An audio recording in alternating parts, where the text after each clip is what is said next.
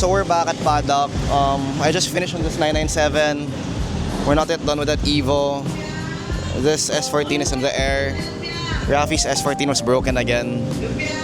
So yeah, I'll use this 1, 2, 3, 4 cars na to demo kasi mayabang tayo. Nakasync lahat. Except my car because I think I'm too far. So it's controlled via app. So you have app connected via Bluetooth. So for these, you have 24 chase modes, up to 24. And then you have full color wheel for the version 3. So let's say you go 1, 2, 3, 4, 5, 6. You like that, wanna run blue? Go blue. Solid blue. So yun, for solid colors, ito siya. You have red, green, blue, yellow. And then you can change a specific hue. So let's say weird shade of yellow. Yan. Yun. And then that's about it for the app.